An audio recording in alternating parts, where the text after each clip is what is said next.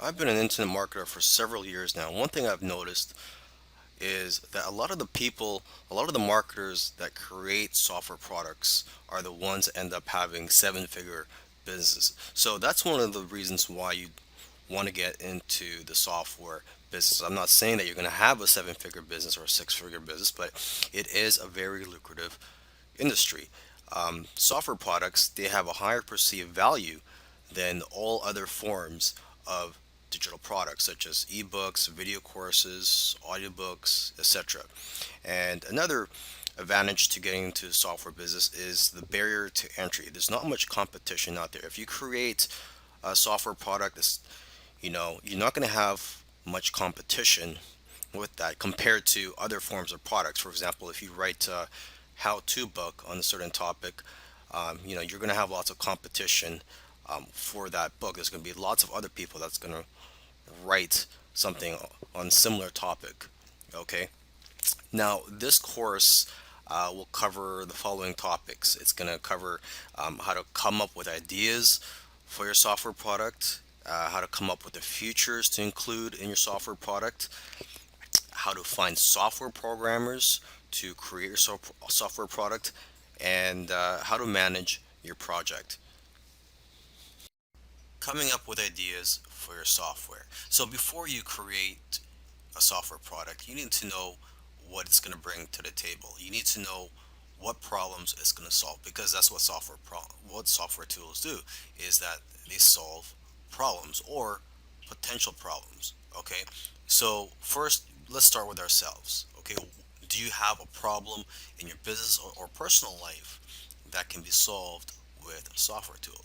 Because let's face it, if you have a problem, I'm pretty sure there's going to be other people out there with similar problems as you. Okay, so your problem is not unique to yourself. You must also know your target audience that you plan to sell your software to. So basically, it comes down to two things. Okay, consumers have a particular problem that needs to be solved, and two, they are looking for something that will make their life easier.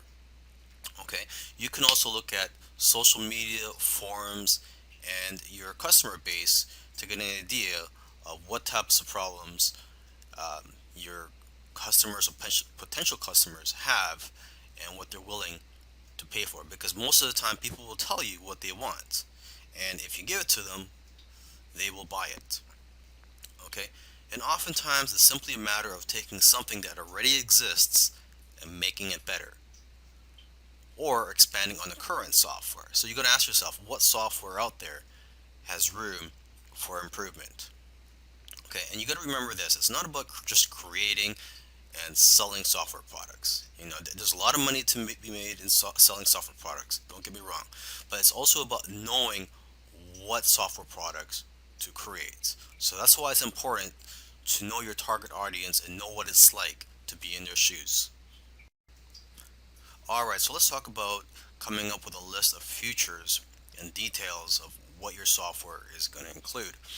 Okay, you got to remember to keep it simple though, because it's not about how many fancy features and buttons that your software has. It's about how the software can benefit the user. Okay, because sometimes it's the most simple software that can become a best selling product. Okay, but before you can approach a software developer, you must have a list of features and details about the software product you plan to create. Okay, so to get ideas, you can look at other software products in a similar industry. And also, what you can do is go to a website called hotscripts.com. And this site includes programs and scripts in every popular programming language. So this is a great way for you to get familiar with the different types of software out there. And you could also read the reviews for the various software products on that site. And basically, the more knowledge that you have, the better the software you can have developed. Now let's talk about finding software programmers for your project.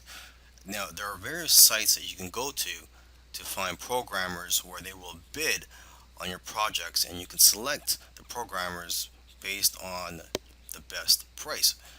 But remember, you have to also make sure to select programmers based on their skills, and how well you feel comfortable working with them. Okay, so I've listed a few sites, the most popular sites where you can find programmers. There's rentacoder.com, elance.com, scriptlance.com, and guru.com. And you can also go to coding forums or other types of forums where programmers hang out to find people that are passionate about creating software products. Okay, so now when you visit these sites where programmers could bid on your projects, you have to know how to present your project. So make sure to first view how other people are listing your projects and how they are describing them on these sites. Okay, and you have to also be very careful. You don't want to give out too much information about your project because you don't want people stealing your ideas. So when you first post a project, the information that you should reveal at first is what is needed for the programmer to know if your software product is something that they are qualified to work on. When you're working with your programmer, you have to be very clear on what you want and be specific with the details. So you have to make sure you've done your research already before you hire someone to start working on your project. Okay, and you should also find out how long after they finish creating your software will they be able to fix any bugs. So in my opinion, it should be at least 6 months after they've completed the software where they could still fix anything that's wrong with your software. Another thing you want to do when you're creating a software product is not to just outsource everything to the programmer and then just be hands off. I mean, you really have to get involved and get your hands dirty if you really want this to be a successful software product. Okay, and instead of just tell them to just create your software product, you should break it down into smaller tasks so that it's easier to work on and it'll be better for you to basically monitor the progress of your software product.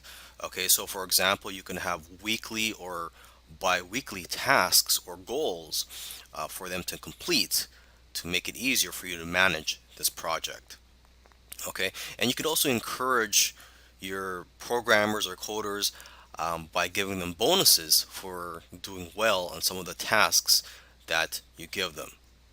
Okay, and you also want to let your programmers know ahead of time what your budget is so they know what to expect. And so with that being said, you shouldn't pay by the hour because it's hard to track the actual hours that they work, and that only encourages people to take their time on your project.